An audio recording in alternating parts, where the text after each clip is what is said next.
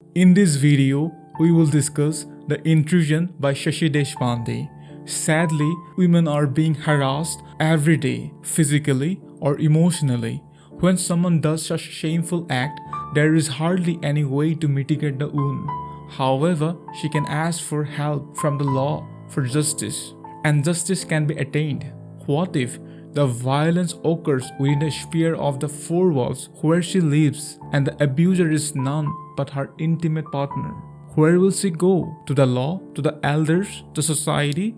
You might say she can openly demand her justice, but think from the perspective of a woman who is dependent economically on her husband and who has children. Do you think it is a practical decision to approach the law? Think.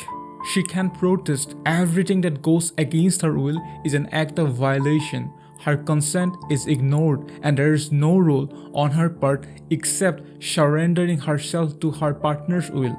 With such an idea, Shashi Deshpande has written the short story The Intrusion. We can divide this video into two parts. In the first part, we will discuss the summary of The Intrusion, and in the next part, we will analyze the short story. So, let's start. The narrator goes with her husband to a house that is located on a cliff. They are a newly married couple. It has been a month. They know little about each other. Therefore, the narrator feels uneasy in the room. When she realizes that she is alone in the room, she turns her face from the beds. On the other hand, her husband is happy because there is complete privacy.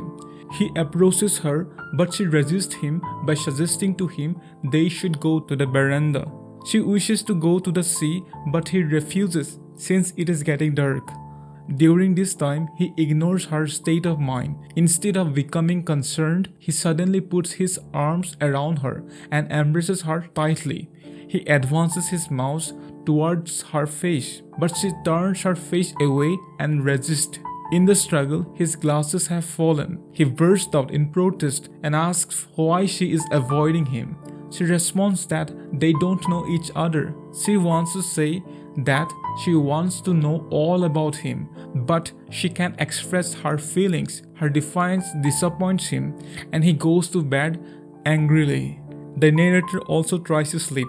At midnight, she is in a dreamy state. She hears the harsh sound of the sea. When she wakes up, she finds herself on a bed. That's all she needs. The sound of the sea is real, but it is not the sea that is pounding her body, but her husband. She tries to resist him, but she can't do anything. Helpless. The story ends there.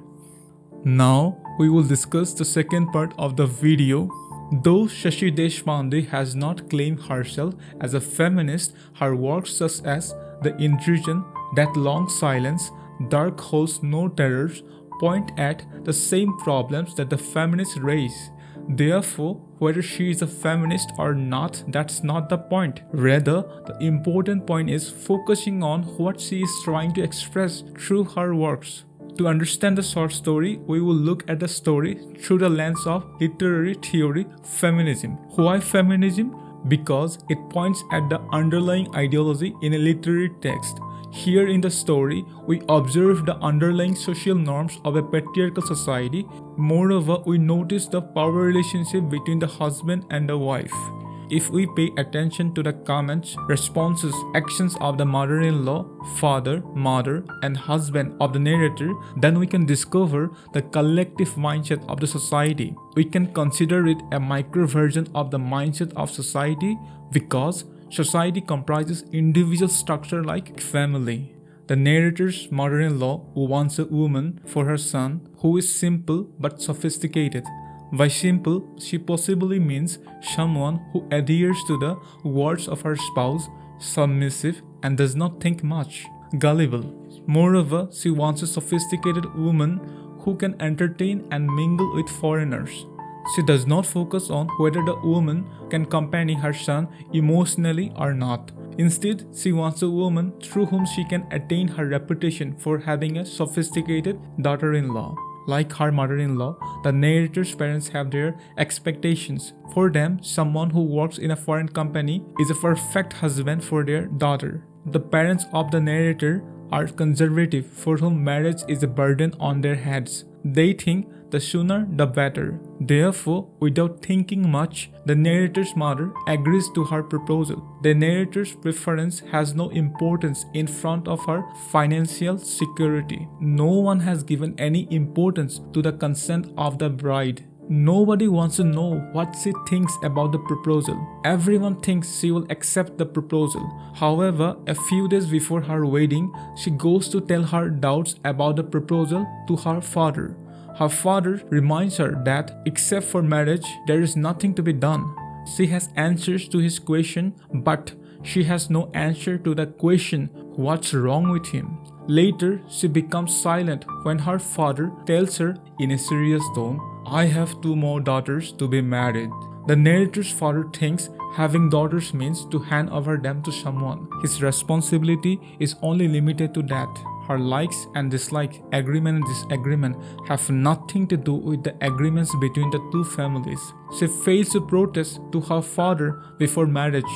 Her husband also thinks the role of a woman is limited only to gratify physical pleasure.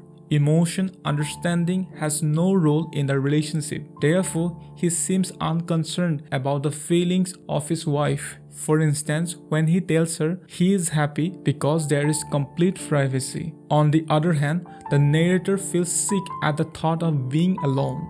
She turns her face from the beds, but he keeps telling his feelings without noticing her reaction. The husband is excited since the beginning of their journey because he knows he can exert his rights on his wife. When she tries to defy him, he becomes authoritative. For instance, when the narrator is on the veranda to get relief from her troubled mind, he becomes angry. He calls out her name in an assertive tone, which shows his superiority. He also exerts his authority when he comes closer to her without trying to know her mental state. As she resists his kiss, he becomes angry, and he considers her resistance as an insult to his authority. He feels offended and asks, "What's this?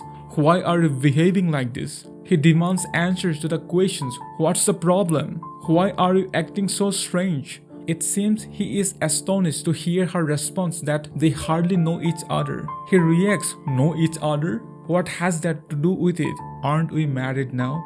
For him, being married is enough to perform intimacy. He thinks it is through intimacy one can know each other. On the other hand, the narrator thinks it is through conversation, communication, one can know each other. She wants to know all about him. She wants to know his liking, his thoughts, his reasons for marrying her, etc. Without knowing him, she feels shy and uncomfortable to expose herself to him. However, she says nothing. Even if she says, he will not understand the depth of her words because her view is contradictory to his point of view. As a male in the patriarchal society, it has been taught to him that a man subordinates his wife in married life. A woman is not the husband's companion, rather her job is to gratify the husband's desires. Therefore, later he forcefully invades her privacy without her consent to fulfill his hunger. An act of intimacy without the consent of the opposite sex is called rape. Here we need to pay attention to the word consent. In the short story, the narrator has no consent to the intimacy. Her preference has no value in front of her husband's hunger. She puts her hands on his chest to push him away, but she is helpless. The narrator mentions she wants to cry out not for the physical pain, but the intrusion into her privacy, the violation of her right to herself.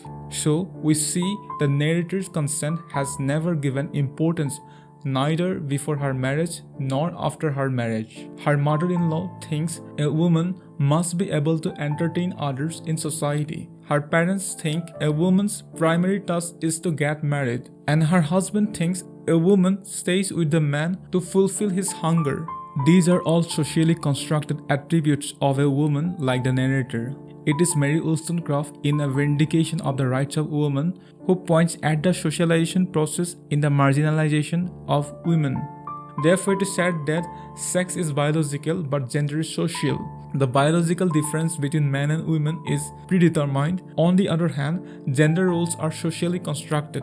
Because of such imposition of roles by the society, Sarita in Dark Horse No Terrors burst out in frustration in her speech after two girls, one president and other secretary of an association, asked her to deliver a speech. She says, "Listen girls," she would say, "whatever you do, you won't be happy. A wife must always be a few feet behind her husband. If he is an MA, you should be a VA. If he is 5'4" tall, you shouldn't be more than 5'3" tall. If he is earning 500 rupees, you should never earn more than 499 rupees. That's the only rule to follow if you want a happy marriage." Women's Magazine will tell you that a marriage should be an equal partnership. That's nonsense. Rubbish. No partnership can ever be equal. Here, Sarita points at one thing, and that is women are supposed to be submissive. Like other women, the characters in the short story also expect the narrator to be the same. So the question that we need to ask are, does a woman lose her right over her mind, body and soul after marriage? Do you think the narrator will ask for her right? I will end the video with these questions for you. Thank you for your time and patience.